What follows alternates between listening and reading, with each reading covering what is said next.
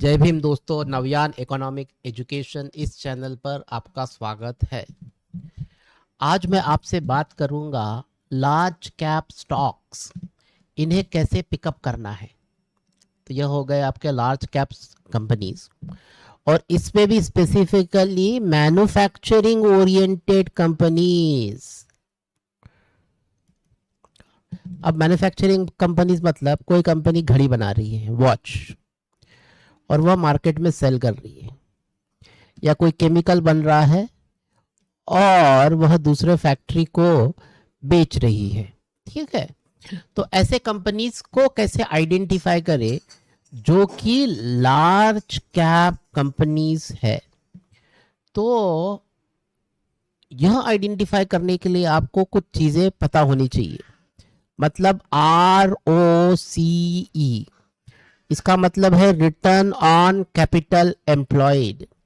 यह बताता है कि कंपनी कितनी फिट है और कितना प्रॉफिट बनाएगी। ठीक है, ROE, ठीक है, यानी आप 1,000 रुपए लगा रहे हो और 1,000 रुपए लगाने पे एक शेयर पे कितना पैसा बनाकर देगी। और PE का मतलब होता है कि भैया P वैल्यू अगर ज्यादा है तो लोग कितने ज्यादा इन्फ्लेटेड रेट पे शेयर खरीद रहे हैं, यानी लोगों का रुझान उस शेयर को खरीदने के लिए बहुत ही ज्यादा है। ठीक है, तो यह 3 पैरामीटर हमने पकड़े हैं, और सबसे पहला पैरामीटर मैन्युफैक्चरिंग कंपनी के लिए होता है रिटर्न ऑन कैपिटल एम्प्लॉयड। तो यहाँ जो कंपनीज मैंने ली है यह ऑल लार्ज कैप कंपनीज है। ठीक है, और यह लार्ज कैप कंपनीज ली है Varun beverage, SRF, Titan, Asian Paints, Britannia, Hindustan Unilever, ITC, Havells, Eicher Motors, Pidilite. ठीक है, टाटा मोटर को अभी के लिए हम साइड में रखते हैं। ठीक है, तो यह जितनी भी कंपनी है आप देखोगे ROCE कितना है, यह ग्रेटर देन 20 है। ठीक है, अगर किसी भी लार्ज कैप कंपनी का ROCE अगर लेस देन 15 है तो भैया उस कंपनी से दूर ही रहे। ठीक है, किस कंपनी का? मैन्युफैक्चरिंग कंपनी का। ठीक है, ROCE अगर आप बैंक का देखोगे तो बैंक का तो ROCE कम ही होता है, क्योंकि बैंक क्या करता है, आपसे पैसा लेता है। ठीक है, और उसे उस पैसे को लेकर किसी और को पैसा देकर उसके इंटरेस्ट से उसकी कमाई होती है, तो वहां ROCE कम होता है। ठीक है, मैं क्या बात कर रहा हूं, सिर्फ मैन्युफैक्चरिंग की। मैन्युफैक्चरिंग कंपनी, जो कंपनी कोई प्रोडक्ट बनाती है और बेचती है, ऐसे कंपनी के बारे में वहां ROCE आपका कम से कम ग्रेटर देन 15 होना चाहिए। ठीक है, और यहाँ सभी कंपनीज का ग्रेटर देन 20 है।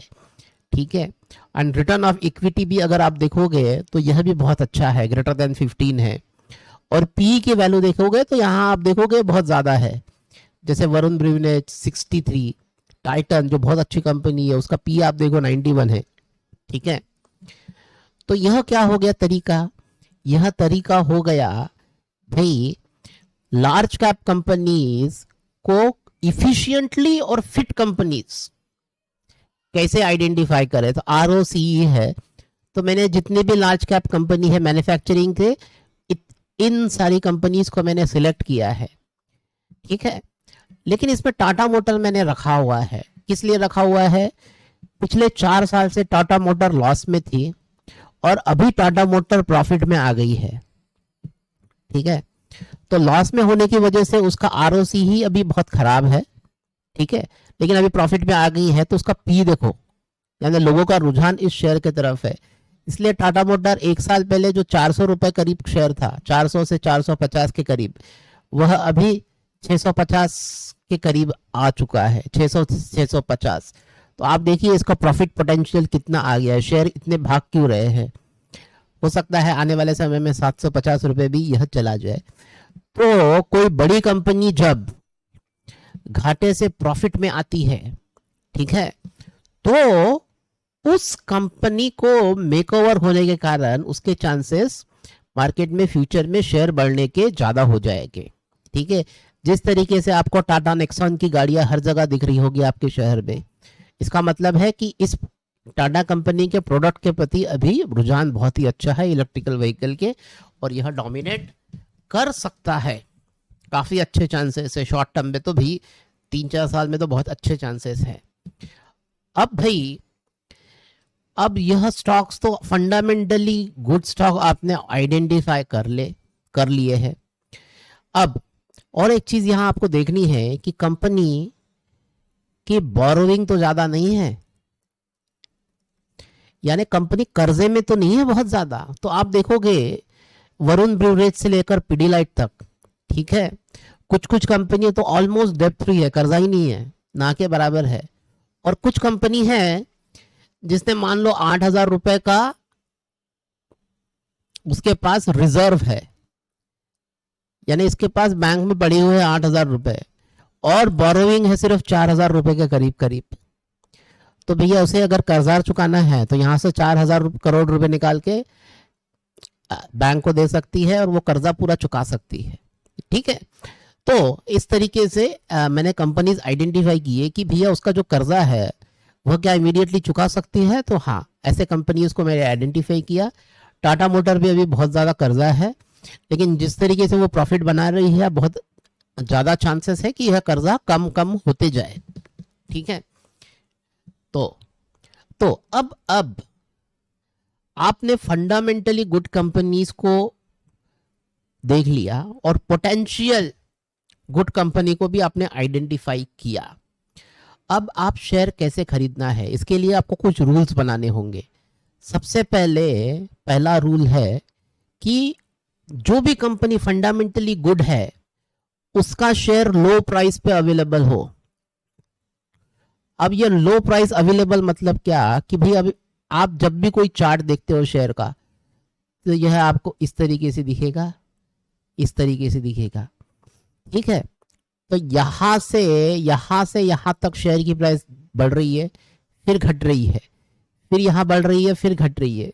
तो आपको क्या करना है, यह जो हाई है, पहला हाई, इसके बाद यहां पे कुछ परसेंट शेयर की कीमत गिरी, मान लो यहां से यहां 10% शेयर गिर गई कीमत, तो अब यहां पे आपको एंट्री लेनी है। ठीक है, और अगर आप यहां एंट्री लेते हो तो आप कम से कम यहां पर भी बेच रहे हो तो आपके 10% प्रॉफिट बनाने के चांसेस ज्यादा है, और शेयर अगर आगे और गया तो भैया आप 30% भी प्रॉफिट बना सकते हो, डिपेंड है। तो पहला रूल क्या है, जो भी शेयर खरीदो, ठीक है, वह लो प्राइस पे खरीदो।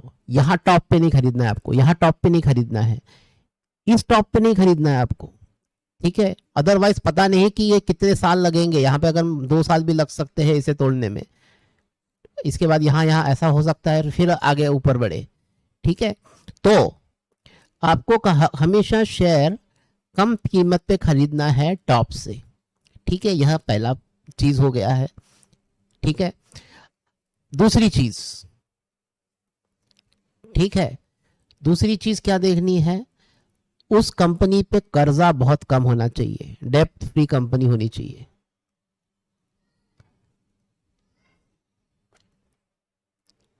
ठीक है, तीसरी चीज देखनी है कि भाई वह कंपनी अपने प्रोडक्ट मार्केट में प्रीमियम पे बेच सके,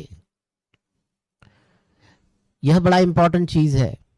और चौथी चीज है कि भाई उस कंपनी का रेपुटेशन या ग्रुप का रेपुटेशन बहुत अच्छा होना चाहिए, या मालिक का रेपुटेशन बहुत अच्छी होनी चाहिए, रेपुटेशन ऑफ कंपनी।